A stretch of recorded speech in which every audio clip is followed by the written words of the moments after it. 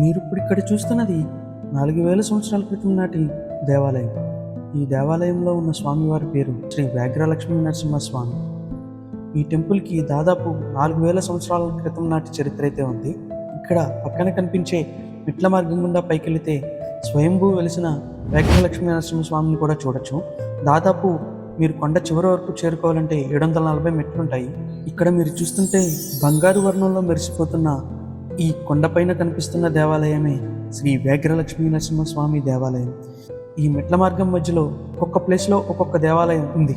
ఈరోజు ఈ మెట్ల మార్గం మధ్యలో ఉన్న ఆ దేవాలయాలను మీకు చూపించబోతున్నాను. మీలో ఎంతమంది ఇక్కడికి వచ్చి ఈ మెట్ల మార్గం గుండా పై వరకు వెళ్ళి స్వయంభూ వెలిసిన లక్ష్మీ నరసింహస్వామి టెంపుల్ మరియు కొండ పైనున్న శివయ్య టెంపుల్ని చూశారో కింద కామెంట్లో తెలియజేయండి. మేము ఇప్పుడు మెట్లయితే ఎక్కడం మొదలుపెట్టాము.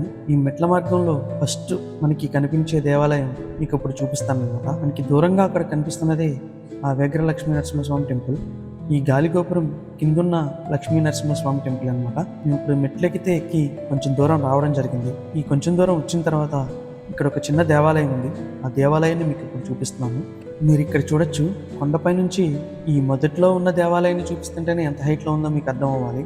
మీరు ఇక్కడ చూస్తే లోపల దేవాలయానికి అయితే తాళం వేసింది, కానీ మీకు చూపించడం కోసం ఎదురు తలుపు తీసి ఉండడం వల్ల మేము లోపలికి రావడం అయితే జరిగింది. ఇక్కడ ప్రతి దేవాలయం చాలా అందంగా కనిపిస్తున్నాయి. ఈ అందమైన దేవాలయాన్ని చూసి మీరు తరించండి. ఇక్కడ తలుపేసి ఉండడం వల్ల ఈ దేవాలయంలో ఏ స్వామివారు ఉన్నారనేది మనకైతే తెలియలేదు. ఇంకాస్త ముందుకైతే రావడం జరిగింది. ఎండ బాగా ఎక్కువ ఉండడం వల్ల ఈ చెట్టు కింద కొంతసేపు సేద తీర్చుకుని మళ్ళీ మెట్లెక్కడం అయితే కొనసాగించాము. మరి కొంత దూరం వెళ్ళాక ఇంకొక గుడి అయితే మాకు ఇక్కడ తారసపడింది. దీన్ని రెనోవేషన్ చేస్తున్నారు. పాత తలుపులు ఇవన్నీ తీసి ఒక పక్కన పెట్టి కొత్తగా తలుపులు ఇవన్నీ సిద్ధం చేస్తున్నారు. మీరు ఇక్కడ చూస్తే మీకే అర్థమవుతుంది.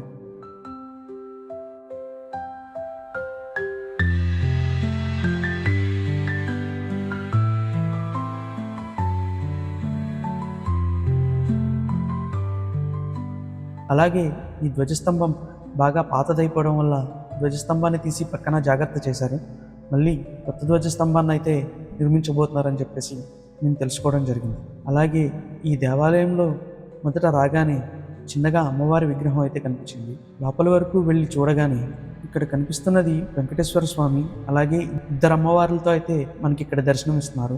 అక్కడ దర్శనం చేసుకుని మరికొంత దూరం మెట్లెక్కగానే స్వయంభూ వెలిసిన శ్రీ వ్యాఘ్ర లక్ష్మీ నరసింహస్వామి ఆలయానికి అయితే మనం చేరుకోవడం జరిగింది. మీరు ఇక్కడ చూడొచ్చు. మేము రావడం లేట్ అయ్యేటప్పటికీ దేవాలయం అయితే తాళాలు అయితే వేసి ఉన్నాయి.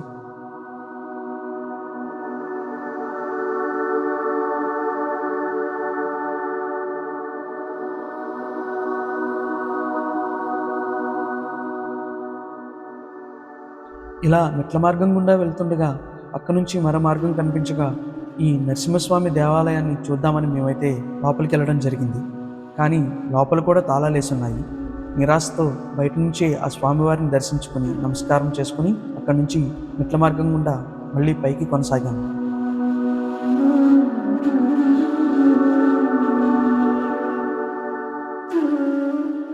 మీరు ఇక్కడ చూస్తున్నది ఈ కొండపై స్వయంభూ వెలిసిన ఆ హనుమంతుడి రూపం. ఈ కొండ మీదే చెక్కిన ఆంజనేయస్వామి విగ్రహాన్ని మీరు ఇక్కడ గమనించవచ్చు. ఈ దేవాలయం దాటుకుని ఇంకా కొండ చివరి వరకు చేరుకుంటే అక్కడ శ్రీ దుర్గా పార్వతీ సమేత మల్లికార్జున స్వామి దేవాలయం కూడా ఉంటుంది.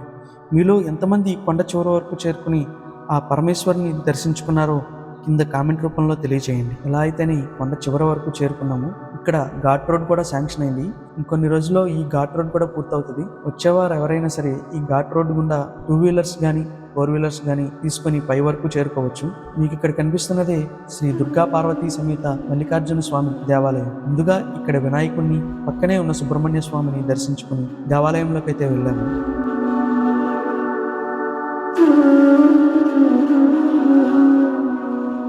ఇక్కడున్న శివలింగాన్ని సరిగ్గా గమనిస్తే స్వామివారి పానపట్టం కింద నాగపడగ కనిపిస్తుంది. ఇలా ఏ దేవాలయంలోనూ లేదు. అదే ఈ దేవాలయంలోని మరో ప్రత్యేకత అని చెప్పుకోవచ్చు. గుడి చుట్టూ ఉన్న అందాల్ని మీకు ఇక్కడ చూపించబోతున్నాను. ఈ వేప చెట్టు అమ్మవారికి నిదర్శనంగా ఇక్కడ కనిపిస్తుంది. అలాగే వేప చెట్టు పక్కనే ఉన్న మారేడు చెట్టు స్వామివారికి నిదర్శనంగా అనుకోవచ్చు. ఈ రెండు పక్క పక్కనే కొంత దూరంలో ఉండడం అనేది ఇంకా విశేషం అన్నమాట.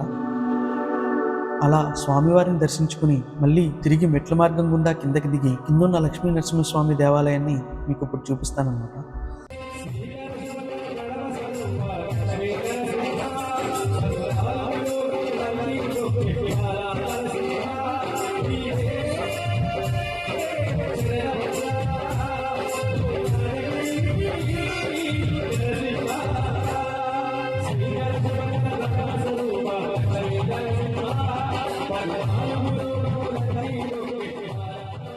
అతి పురాతనమైన దేవాలయం అని నిరూపించడానికి గాలిగోపురం బయట ఉన్న అద్భుతమైన శిల్పకళను చూస్తే మీకే అర్థమవుతుంది. గుడి పక్కనే ఉన్న ఈ కళ్యాణ మండపం, చుట్టూ చెట్లు, అతి పురాతనమైన ప్రహరీ గోడ ఇవన్నీ చాలా ఆహ్లాదకరంగా ఉన్నాయి. మీరు కూడా ఇలాంటి దేవాలయాల్ని దర్శించుకుని ధరించండి. ఇది లక్ష్మీ నరసింహస్వామి గాలిగోపురం కొండ కిందున్న దేవాలయం అన్నమాట. మీరు ఇక్కడ చుట్టూ చూడొచ్చు ఎంత అందంగా ఉందో. ఇక్కడ స్వామివారి కోనేరు ఉందని తెలుసుకుని మా ప్రయాణాన్ని మరికొంచెం ముందుకైతే సాగించాము. కోనేరుకి మరో పేరే వారాహ పుష్కరిణి.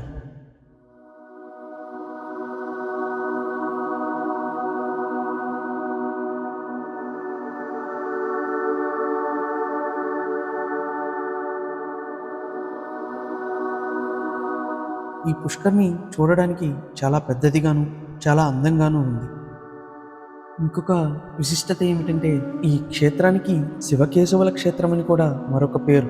మాఘమాసంలో ఇక్కడ పుష్కరిణిలో స్నానమాచరించి శోభనాచల స్వామి వారిని దర్శించుకోవడానికి భక్తులు తహతహలాడుతుంటారు. మీలో ఎంతమంది నేను ఇప్పుడు చూపించిన దేవాలయాలన్నీ దర్శించుకున్నారో దయచేసి కామెంట్ రూపంలో తెలియచేయండి. నేను ఈ దేవాలయం గురించి చెప్పిన విశేషాలు మీకు నచ్చినట్లయితే దయచేసి నా ఛానల్ని సబ్స్క్రైబ్ చేసుకుని లైక్ చేసి షేర్ చేయండి.